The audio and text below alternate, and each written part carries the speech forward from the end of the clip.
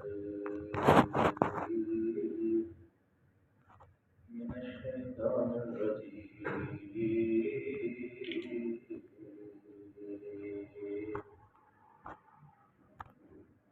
بسم الله الرحمن الرحيم.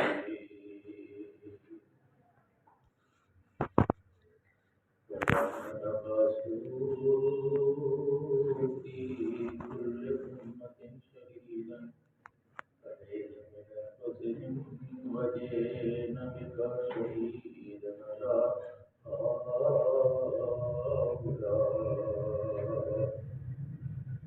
وَنَزَّلْنَا عَلَيْكَ الْكِتَابَ تِبْيَانًا لِكُلِّ شَيْءٍ وَهُدًى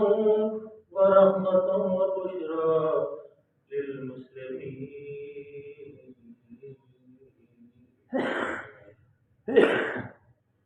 إِنَّ اللَّهَ يَأْمُرُ بِالْعَدْلِ وَالْإِحْسَانِ وَإِيتَاءِ ذِي الْقُرْبَى وَيَنْهَى عَنِ الْفَحْشَاءِ وَالْمُنكَرِ وَالْبَغْيِ يَعِظُكُمْ لَعَلَّكُمْ تَذَكَّرُونَ.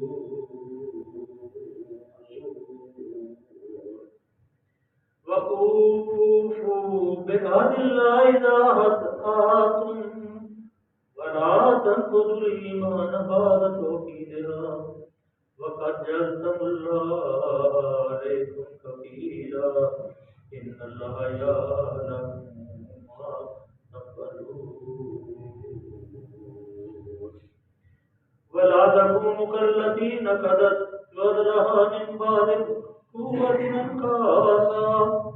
تَتَّخِذُونَ أَيْمَانَكُمْ دَخْلًا بَيْنَكُمْ أَن تَكُونَ أُمَّةٌ هِيَ أَرْبَى مِنْ أُمَّةٍ إِنَّمَا يَبْلُوكُمُ اللَّهُ بِهِ وَلَيُبَيِّنَنَّ لَكُمْ يَوْمَ الْقِيَامَةِ وَمَا كُنْتُمْ فِيهِ تَخْتَلِفُونَ. صدق الله العلي العظيم وصدق رسوله النبي الكريم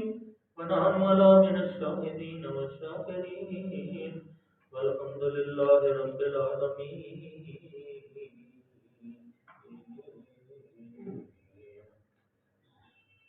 گزشتہ روز جو ہم نے پڑھا تھا کرتے اس میں اللہ کی ذات کریم نے ارشاد فرمایا تھا کہ جو لوگ کفر کرتے ہیں اللہ کے دین، اللہ کے کلمے، اللہ کے اسلام کو، اللہ کے انبیاء کو، موت کو، زندگی کو، قیامت کو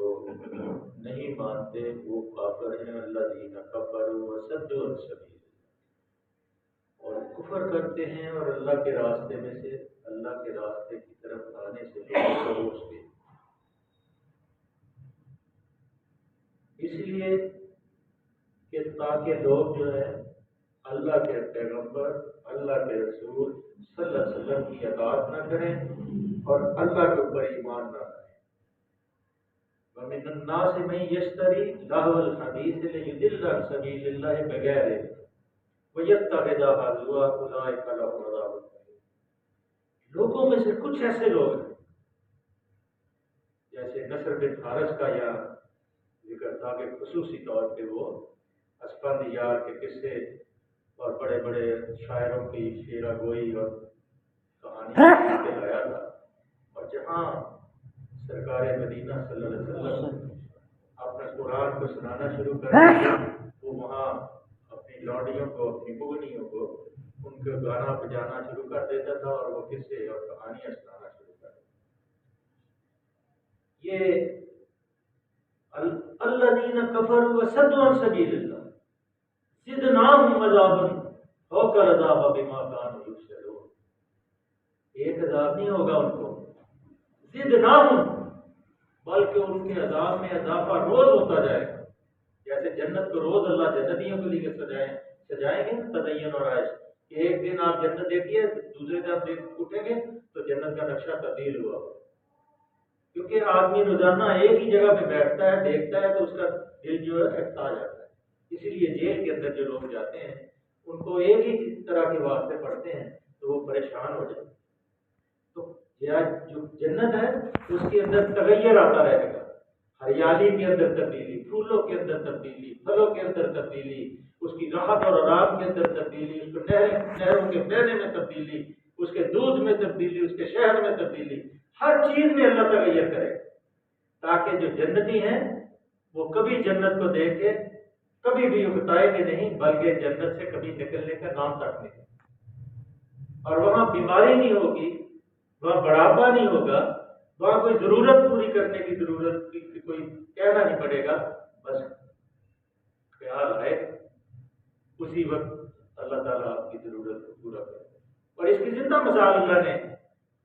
یہودیوں کے اوپر، بنی اسرائیل کے اوپر موسیٰ علیہ السلام کے زمانے میں کی، کہ جب وہ نکلے تھے مصر سے اور راستے میں دریا یا سمندر جو بھی تھا وہ، تو انہوں نے کہا ہم پکڑے گئے، موسیٰ علیہ السلام نے کہا اللہ معنا، اللہ میرے ساتھ ہے، یہدنی، مجھے راستہ دکھائے گا۔ اور اسی وقت اللہ تعالیٰ نے موسیٰ علیہ السلام کو وحی کی، اپنا آسمان، پانی جیسے دیواریں کھڑی ہوتی ہیں ویسے دیواریں کھڑی ہو گئی اور راستہ خشک بن کے 12 راستے، 12 قبیلے تھے، 12 راستے بن گئے، اور ہر قبیلے نے اپنا راستہ دیکھ لیا اور باہر چلے گئے۔ اور پھر سرائے سینا میں جہاں کوئی درخت تک نہیں، آپ کے اوپر، بنی اسرائیل کے اوپر وہ بادل کا سایہ کیا، یا بنی اسرائیل اذکروا نعمتی التي انعمت علیکم وانی فضلتکم علی العالمین اوفوا بعہدکم، تم نے مجھ سے وعدہ کیا ہے کہ یہ نجات مل جائے گی، تو اللہ جو تم نے کہا ہے کہ ان الدین عند اللہ الاسلام، کہ اللہ کے نزدیک اگر کوئی طریقہ زندگی ہے تو وہ اسلام ہے، اسلام کے مطابق زندگی گزارے۔ لیکن جب اللہ کے پیغمبر نے کہا چلیے اس کو پاک کریے، پتہ کریے بیت المقدس کو، انہوں نے کہا فَاذْهَبْ وَأَنْتَ رَبُّكَ، آؤ قائد، جا تو جا، تیرا رب جائے، جا کے لڑائی کرو، جب فتح ہو جائے گا بعد۔ تو یہاں اللہ تعالیٰ نے کہا الَّذِينَ كَفَرُوا وَصَدُّوا عَن سَبِيلِ اللَّهِ زِدْنَاهُمْ عَذَابًا فَوْقَ الْعَذَابِ بِمَا كَانُوا يُفْسِدُونَ، ان کے عذاب میں روزانہ اللہ اضافہ کرے گا، ایک آگ ہے، پھر دوسری آگ ہے، پھر تیسری آگ ہے، کوئی کانٹوں والی آگ ہے، کئی سانپ ڈسنے والے ہیں، کبھی اور کوئی دکھ ہے، اتنے پریشان ہوں گے کہ پریشانی کے علاوہ ان کو کوئی چیز نہیں ہو، اور اپنے چہروں سے آگ کو ہٹا رہے ہوں گے، اپنے ماتھوں سے، اپنے پیچھے سے، اپنے آگے سے۔ اب اندازہ لگا کہ کیسی کیفیت ہوگی کہ کپڑوں کو آگ لگی ہوئی ہے، بجھانے کی کوشش اور جستجو ہو رہی ہے، اور آگ ہے کہ اوپر چڑھتی جا رہی ہے۔ اللہ فرماتے ہیں ان کے عذاب میں اضافہ ہوتا جائے گا، صرف اس وجہ سے کہ وہ اللہ کے راستے میں سے لوگوں کو روک دیتے ہیں، اور پھر زمین کے اوپر جس سے دور کے ساتھ چلاتے ہیں، اللہ کی توحید کے خلاف، اللہ کے دین کے خلاف، اسلام کے طریقے کے خلاف جو بھی کام کرے گا وہ فساد ہے۔ وَإِذَا قِيلَ لَهُمْ لَا تُفْسِدُوا فِي الْأَرْضِ قَالُوا إِنَّمَا نَحْنُ مُصْلِحُونَ، جب ان سے کہا جاتا تھا کہ زمین میں فساد نہ پھیلاؤ تو وہ کہتے تھے ہم تو مسلم ہیں۔ اللہ نے کہا أَلَا إِنَّهُمْ هُمُ الْمُفْسِدُونَ وَلَٰكِن لَا يَشْعُرُونَ، یہی فسادی یہی ہے، اصل میں یہی فسادی ہیں، لیکن یہ شعور نہیں رکھتے۔ جو بھی دین کے راستے میں رکاوٹ بنے گا وہ فسادی ہے، جس انداز سے بھی بنے گا، جتنے طریقے سے بنے گا اتنے طریقے کا وہ فسادی ہے۔ اس لیے کوشش کرے کہ جو دین کا کام کرنے والے لوگ ہیں، جو دین کو دنیا کے اوپر نافذ کرنے کی جستجو اور کوشش کرتے ہیں، ان کا ساتھ ہے۔ بنتا ہے یا نہیں بنتا؟ تو پہلے آپ کو میں نے بات سنائی ہوئی ہے، ابراہیم علیہ السلام کی جب آگ جلی تھی تو وہ ایک چڑیا پانی لے کے آئی تھی، جو سوچ میں پرندہ، چھوٹا سا پرندہ تھا، تو پوچھا کہ اب اس سے آگ بجھ جائے گی؟ اس کا ادراک مجھے بھی ہے کہ آگ بجھنے والی نہیں ہے، لیکن میں بجانے والوں میں شامل ہونا چاہتی ہوں، لگانے والوں میں شامل نہیں ہونا چاہتی۔ اس لیے آپ دین کا کام کرنے والوں میں شامل ہو، دین کے راستے میں رکاوٹ بننے والوں میں شامل نہ، جس انداز میں بھی، جس جگہ، جس طرح دین کا کام ہو رہا ہے اس کے لیے کوشش اور جستجو کرو اور تعاون کرو، تاکہ اللہ تعالیٰ آپ کو اس جماعت میں لکھے جو دین کے راستے سے رکاوٹیں ہٹانے والے۔ آج اللہ نے جو دوسری آیتیں نازل فرمائی ہیں وہ بڑی زبردست ہے۔ وَيَوْمَ نَبْعَثُ فِي كُلِّ أُمَّةٍ شَهِيدًا عَلَيْهِمْ مِنْ أَنفُسِهِمْ وَجِئْنَا بِكَ شَهِيدًا عَلَى هَؤُلَاءِ نَزَّلْنَا عَلَيْكَ الْكِتَابَ تِبْيَانًا لِكُلِّ شَيْءٍ وَهُدًى وَرَحْمَةً وَبُشْرَىٰ لِلْمُسْلِمِينَ۔ اے محمد، اے میرے محبوب صلی اللہ علیہ وسلم، انہیں اس دن سے خبردار کرو، قیامت کے دن سے خبردار کرو، جو پیچھے ہم نے آیتوں میں پڑھا تھا کہ پلک جھپکنے سے پہلے، پہلے تو ابھی جھپکے گی نہیں، جیسے افریت نے کہا تھا نا میں مجلس غیر اٹھے گی نہیں تو میں طاقت لے آؤں گا، پڑھا تھا نا ہم نے پیچھے۔ لیکن ایک آدمی جو اللہ کا علم، اللہ کے دین کا علم رکھتا تھا، جو کتاب کا علم رکھتا تھا، اس نے کہا پلک جھپکے نہیں اور بلقیس کا جو تخت ہے وہ یہاں موجود ہو، اور وہ موجود ہوا۔ اس لیے جیسے معراج کا قصہ ہے، سبحان الذی اسریٰ بعبدہ لیلا من المسجد الحرام الی المسجد الاقصی، تو اللہ تعالیٰ نے معراج کس طرح کرائی کہ رات کیا باب امہانی ہے،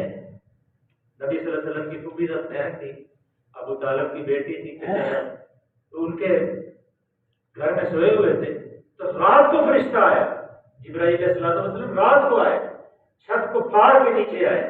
اور براق ساتھ لے کے آئے، پہلے آپ کو سوئے ہوئے کو جگایا، حرم کے اندر لے کے گئے، اور پھر آپ کا سینہ چھال کیا، زمزم سے آپ کے سینے کو دھویا، اور پھر ویسے کر دیا، اور جو اس میں دنیا کی خواہشات تھی سب کچھ ختم کر دیں، اور اللہ کا نور اس کے اندر بڑھ گیا، اور پھر آپ اس براق کے اوپر بیٹھے، اور پھر وہ ایک لمبی ایک داستان ہے جو پوری سورہ ایک چیپٹر ہے سیرت کا، کہ وہ سورہ آگے بنی اسرائیل آئے گی، ہم اس میں پڑھیں گے انشاءاللہ، کچھ تھوڑی بہت بیان کرنے کی ضرورت، پھر اللہ نے ساری آٹھ مسالے تمثیلیں سدرۃ المنتہا دے گئے۔ لیکن ایک چیز جو ہے کہ کئی جو علماء کرام ہیں معذرت کے ساتھ وہ کہتے ہیں آپ نے اللہ کو دیکھا، اللہ کو کوئی نہیں دیکھ سکتا، جنت میں جانے کے بعد اللہ اپنی تجلی دکھائے گا، اپنا دیدار، یہ آنکھیں اس قابل نہیں ہے کہ اللہ کو دیکھ سکے۔ نظرۃ الاخری عند سدرۃ المنتہا، پہلے جبرائیل کو گھر میں اور پھر وہاں جا کے آخری دفعہ آپ نے دوبارہ وہاں سدرۃ المنتہا پہ دیکھا، وہ ساری تفصیلات آسمان پہ اللہ تعالیٰ نے آپ کو دکھائے کہ تانبے کے ناخن ہیں، چہرے چھید رہے ہیں، پانی کے اندر ڈبکیاں، خون کے اندر ڈبکیاں مار رہے ہیں، پیٹ بڑے بڑے ہیں، سانپوں سے بھرے ہوئے، یہ ساری چیزیں جو ہیں اللہ تعالیٰ نے آپ کو فزیکلی جسمانی طور پہ، معراج جو ہے اس میں کوئی شک نہیں ہے کہ اس جسم مبارک کے ساتھ اللہ تعالیٰ نے آپ کو معراج کرایا، اور وہاں گئے بیت المقدس براق کے اوپر، پھر وہاں نور کی سیڑھی سے اللہ نے جو پہلے سے سارا معاملہ طے کیا ہوا تھا، وہ چند راتوں رات سارا عرش ملا کی سیر اور سارے آسمانوں کی سیر، جنت اور دوزخ، ہر چیز اللہ نے دکھائی، کیونکہ امام المسلمین، امام الانبیاء، یہ سب انبیاء جو قیامت سے پہلے پہلے آئے ہوئے ہیں، آپ سے پہلے آئے ہوئے، سارے بیت المقدس میں مسجد میں موجود، اور امام کا انتظار تھا، اور جب آپ تشریف آئے تو جبریل علیہ السلام نے آپ کا بازو پکڑ کے امامت کے لیے کھڑا، اسی لیے آپ کہتے ہیں امام الانبیاء، سب انبیاء نے آپ کے پیچھے نماز پڑھی، فرمایا وَيَوْمَ نَبْعَثُ فِي كُلِّ أُمَّةٍ شَهِيدًا عَلَيْهِمْ مِنْ أَنفُسِهِمْ وَجِئْنَا بِكَ شَهِيدًا عَلَى هَؤُلَاءِ نَزَّلْنَا عَلَيْكَ الْكِتَابَ، یہ اے محمد صلی اللہ علیہ وسلم اس دن سے خبردار کر، جبکہ ہم ہر امت میں خود اسی کے اندر سے ایک گواہ کھڑا کریں، ہر امت پہ اللہ نے ایک پیغمبر بھیجا، ہر امت، کل قوم عاد، کوئی قوم ایسی نہیں جس کی طرف اللہ نے پیغمبر نہ بھیجا، عادی نہ بھیجا ہو۔ اب ضرورت اس لیے نہیں ہے کہ ہمارے محمد صلی اللہ علیہ وسلم قیامت تک کے پیغمبر، یہ کتابیں جب تک موجود ہیں، قرآن موجود ہے، حدیثیں موجود ہیں، آپ کا عمل، آپ کی سیرت، سب کچھ موجود ہے، قیامت تک اب تک ضرورت نہیں ہے، لا نبی من بعدی، میرے بعد کوئی نبی، اس لیے ضرورت نہیں، ضرورت اس وقت تھی جب پہلے انبیاء کی علم، جو پہلے انبیاء کا عمل اور یہ طریقہ تھا، جب وہ اس کا وہ تنسیخ ہوتی تھی تو پھر دوسرا نبی آتا،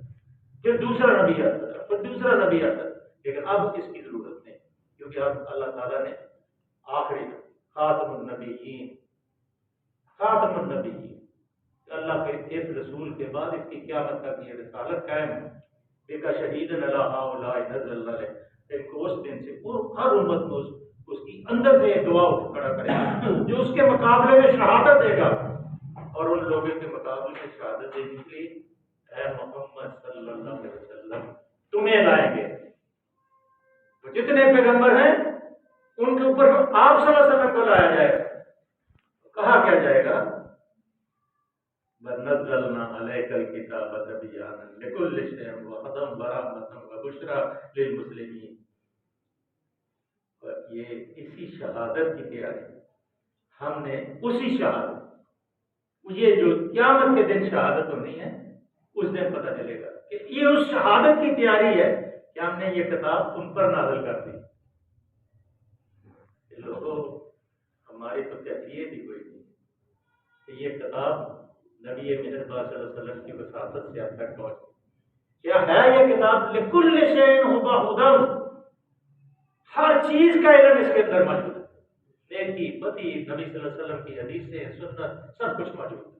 اب جو عمل کرنا چاہے وہ کر سکتا ہے۔ وہ ہدی و ہدایت ہے، وہ رحمت اور رحمت ہے، وہ بشرا و بشارت ہے للمسلمین، ماننے والوں کے لیے۔ مسلم کہتے ہیں تسلیم کرنا، جو تسلیم کر لے ان کے لیے ساری چیزیں وضاحت صاف صاف وضاحت کرنے والی ہیں، اور جو نہیں مانے گا اس کے لیے یہ غلطی سے لوگ یہ تبیان لکل شیء اور اس کی معنیات کا مطلب یہ لیتے تھے۔ قرآن میں سب کچھ ان کے سائنس بیان کر دی گئی ہے، یہ ڈاکٹری بیان کر دی گئی ہے، یہ فنون نہیں، یہ علم ہے۔ اس کے اندر وہ چیزیں لوگ ڈھونڈتے ہیں، پھر کہتے ہیں جی فلاں چیز نہیں فلاں چیز، یہ اب اللہ نے اس میں ہدایت کے لیے ساری چیزیں نازل کر ان اللہ، اب یہ بڑی بہت یہ جو خطبے کے اندر بھی پڑھتے، پہلے یہ آیتیں جو ہیں خطبے کے اندر شامل نہیں تھی۔ اللہ ان کے اوپر رحمتوں کی بارش فرمائے۔ حضرت عمر بن عبدالعزیز رضی اللہ تعالیٰ رحمۃ اللہ علیہ کے زمانے میں جب وہ آپ خلیفہ بنے تھے تو اس وقت انہوں نے یہ خطبے کے اندر یہ پڑھنا شروع کی، ان اللہ یأمر بالعدل والإحسان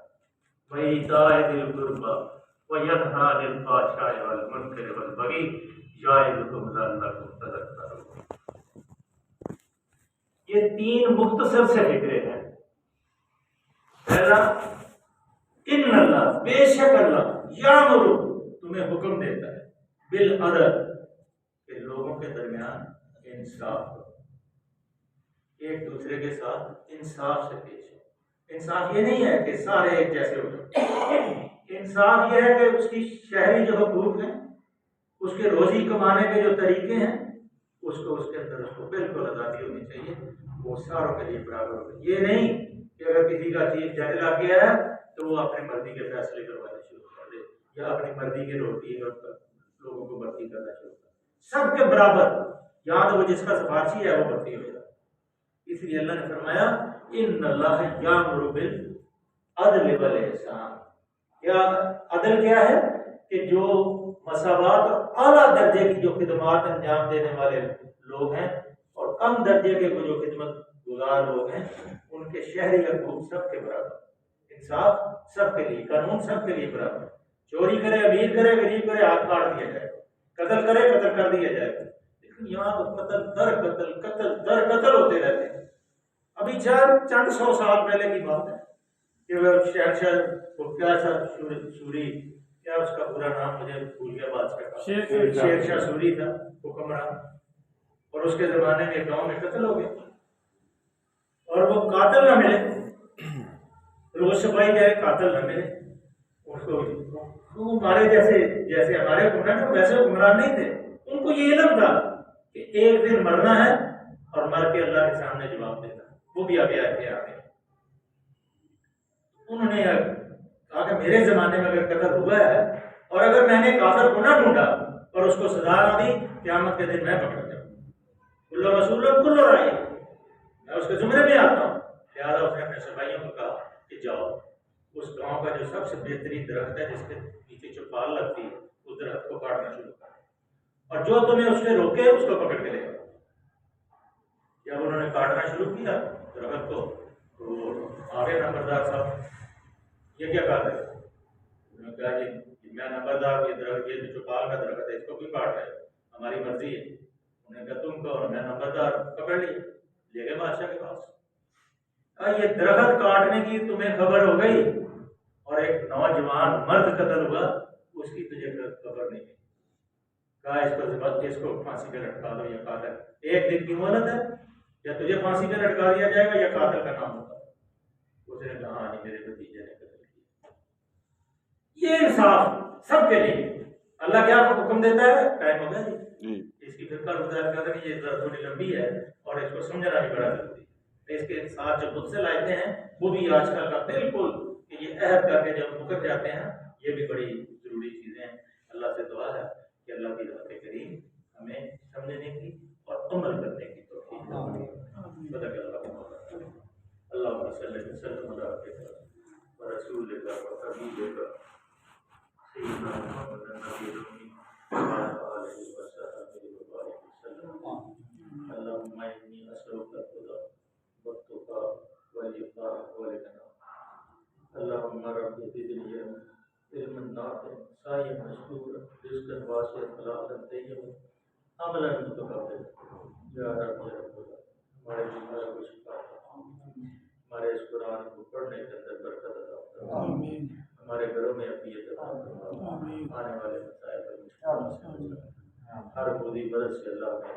پناہ دے, اپنی حفاظت عطا فرما. اللہ جتنے ہمارے ساتھی عزیز و اقارب بیمار ہیں سب کو شفا عطا فرما. صلی اللہ